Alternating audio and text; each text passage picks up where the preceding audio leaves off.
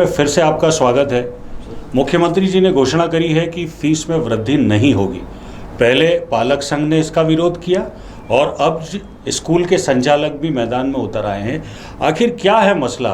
क्योंकि पालक संघ स्कूल संचालकों पे आरोप लगा रहे हैं, वहीं स्कूल संचालक जो हैं वो मुआवजे की बात करने लगे हैं, सरकार से क्षतिपूर्ति की बात करने लगे हैं। तो आखिर असलियत क्या है ये?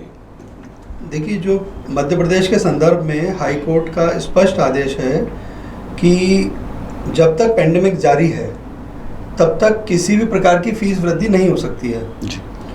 और पता नहीं ये बात बाकी लोगों की जानकारी में है, बाकी पक्षों की या नहीं है, परंतु जागृत पालक संघ के द्वारा अभी इस साल की फ़ीस को लेकर एक याचिका लगाई गई, जिसमें हमने बताया कि जिला शिक्षा प्रशासन ने जो आदेश दिया है कि 10% इस साल वो फीस बढ़ा सकते हैं, पहले ही आदेश दिया। और उसके बाद में हमने जब उसके अंदर बोला कि ये तो कोर्ट के आदेश की अवहेलना है, कंटेम्प्ट ऑफ कोर्ट है, क्योंकि कोर्ट ने अपने आदेश में स्पष्ट लिखा है कि जब तक पेंडेमिक जारी रहेगी तब तक वो फीस नहीं बढ़ा सकते, कोई भी स्कूल फीस नहीं बढ़ा सकता जी। ये हाई कोर्ट का ऑर्डर है। तो इस संदर्भ में जब उनको जानकारी मिली होगी तो उन्होंने इस तरह का आदेश निकाला, शासन के द्वारा बोला गया कि ट्यूशन फीस ही लेना है, पुराना आदेश कंटिन्यू है। अब इसके अंदर स्कूल्स मुझे लगता है कि अभी इस फैसले से भी नाखुश हैं, क्योंकि ट्यूशन फीस के अलावा वो जो दूसरे खर्चे भी लेना चाह रहे हैं उसके लिए वो लोग प्रदर्शन कर रहे हैं, या जो अभी 15 जुलाई की आहट एक आई है उसके बारे में भी वो लोग सोच रहे हैं कि उन्हें पूरा का पूरा धन इसके अंदर दिखाई दे रहा है कि पूरा का पूरा फीस लेना चाहिए जी। अच्छा, मुद्दा ये है सचिन जी कि कोई भी एक इंस्टीट्यूशन है या कोई भी एक ऑर्गेनाइजेशन है, उसके खिलाफ में कोई एक आदेश आ जाता है तो स्वाभाविक सी बात है उसके पीछे फैक्ट्स एंड फिगर्स भी रहते हैं जो अदालत के सामने रहे होंगे, और इसीलिए उन्होंने ट्यूशन फीस लेने का ही एक आदेश पारित किया। अब कहाँ विवाद आ रहा है जब ट्यूशन फीस ही लेनी है? और ट्यूशन फीस होती क्या है ये आप मुझे बताएं। देखिए, ये एक ऐसा मिस्टीरियस क्वेश्चन है जिसका जवाब अभी तक किसी के पास में नहीं है जी। जैसे आप किसानों के मुद्दे पे आपने चर्चा की है तो आपको पता चला होगा कि MSP होती है, दवाइयों में एक MRP होती है, पर इस तरह से ट्यूशन फीस कौन कितनी लेगा, ये कैसे डिसाइड होगा, इस बारे में पालकों से कोई राय नहीं ली जा रही है और ना ही अभी तक कोई इसका फार्मूला बनाया गया है जी। तो अभी जैसे वाचनालय शुल्क, library, sports, computer science, 14 head आप करीबन 14 हेड है इस तरह के जी। खेल कूद की एक्टिविटीज़ होती है, सालाना फंक्शन होते हैं, तरह तरह की एक्टिविटीज़, इन सारी चीज़ों को समअप करके स्कूलों ने एक ही फार्मूला बना रखा है कि ट्यूशन फीस।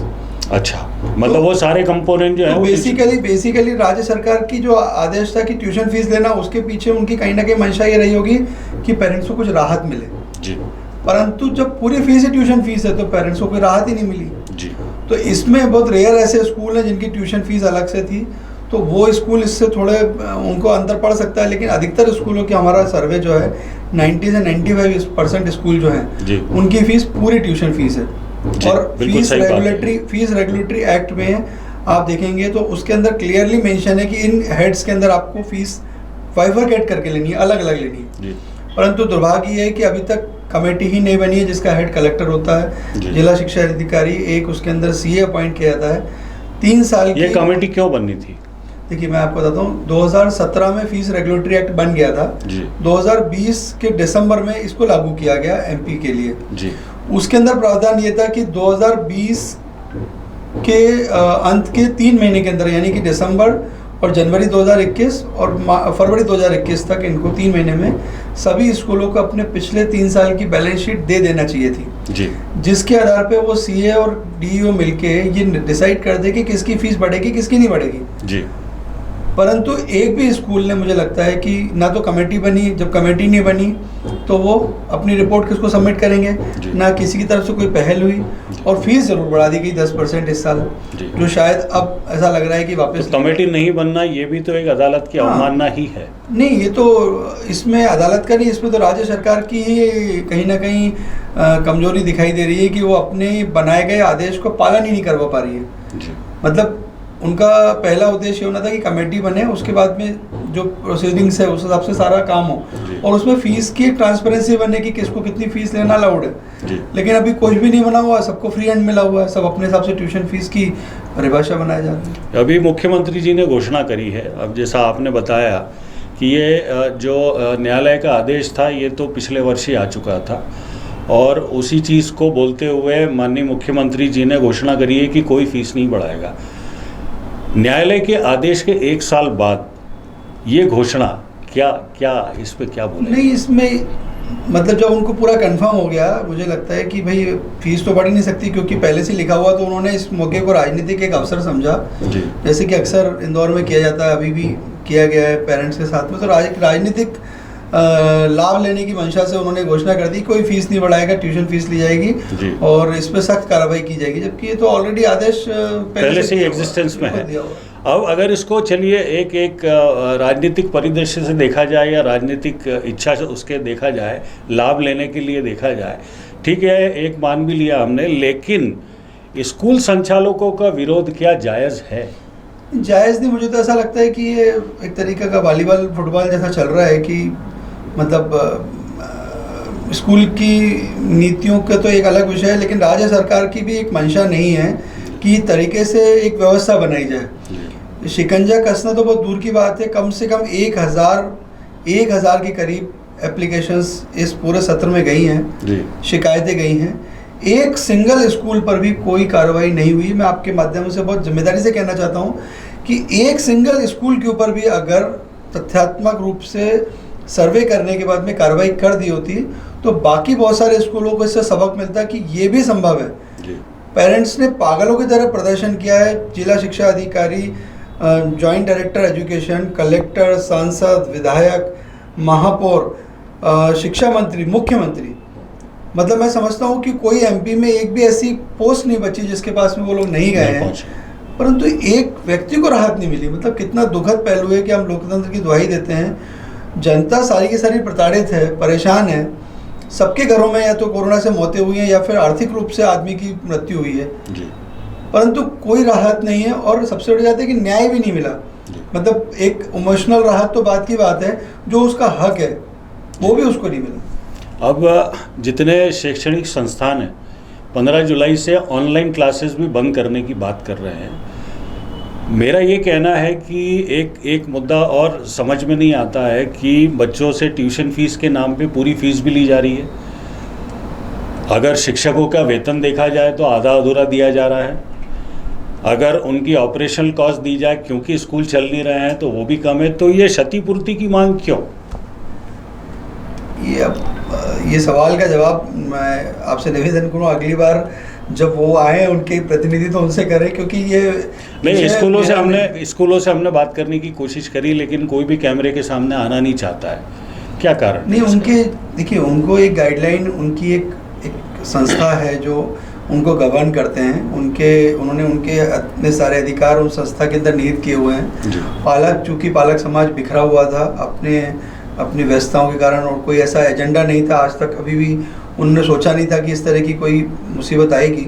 आज पहली बार पालक समाज 15-20 हज़ार की संख्या में हम लोगों से जुड़े हैं, परंतु वो लोग तो शुरू से एक ऑर्गेनाइज बॉडी थे और नॉन एकेडमिक लोग उसके ऊपर भी उसके हेड बन के बैठे हुए हैं, जो मेरी जानकारी है, बिजनेसमैन है बेसिकली। हाँ, जो भी हैं वो, तो वो एक तरीके से इसको चला रहे हैं, एक व्यवसाय की तरह। व्यवसाय तो नहीं कहूँगा मैं, एक सिस्टम उन्होंने बना रखा है कि वो आप कुछ नहीं बोलेंगे, जो आपने बोला कि स्कूल नहीं बोल रहे हैं, क्योंकि उन्होंने उनको ऑथराइज कर रखा है, क्योंकि लीगलिटी है इसके अंदर, प्रशासन भी इन्वॉल्व है और कोर्ट भी इन्वॉल्व है इस विषय के अंदर, तो इसलिए कुछ बोलना नहीं चाह रहे हैं। अच्छा, बिना बोले आपका काम हो रहा है तो आपको बोलने की ज़रूरत भी क्या है ना? जी, सही बात है।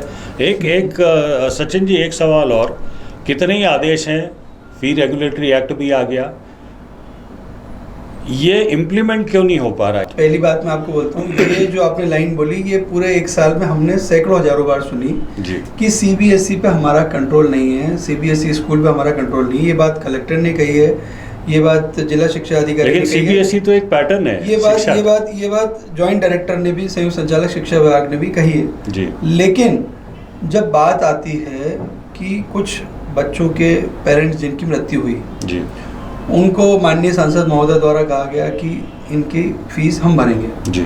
उसके बाद में कलेक्टर महोदय ने उनसे चर्चा करके स्कूलों से फीस माफ़ी करवा ली। जी।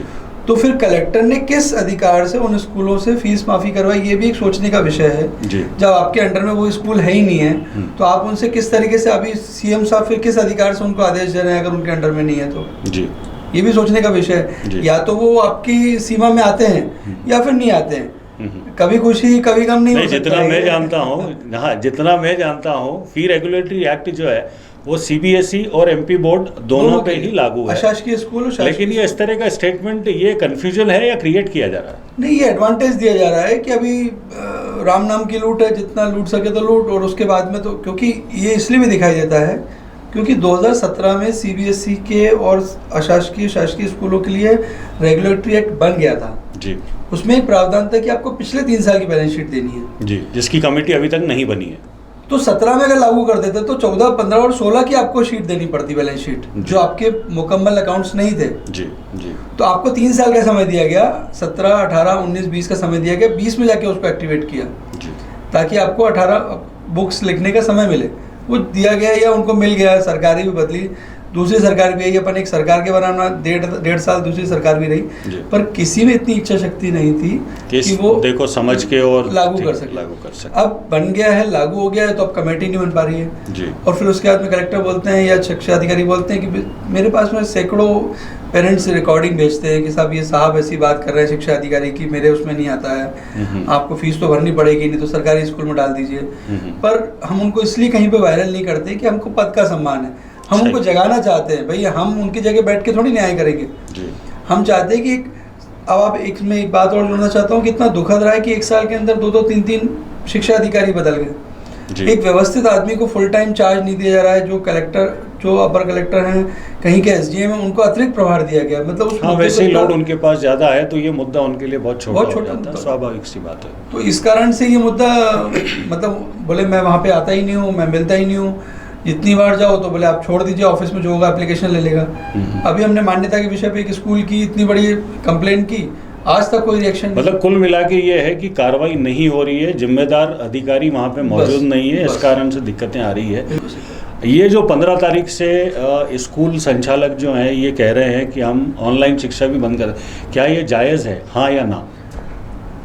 कैसे जायज? शिक्षा का अधिकार मिला हुआ है, आपके मूल अधिकारों में शिक्षा का अधिकार है। जी। मैं बोलता हूँ कि 1 पैसा भी अगर बच्चा फीस ना भरे, 1 पैसा जी, तो भी आप उसकी ऑनलाइन क्लास एक दिन के लिए बंद नहीं कर सकते। ये high court, supreme court, Bharat के संविधान में 100 बार, मतलब ऐसा बोल सकते हैं कि पत्थर की लकीर बना दिया गया है कि बच्चे को शिक्षा का अधिकार है। जी।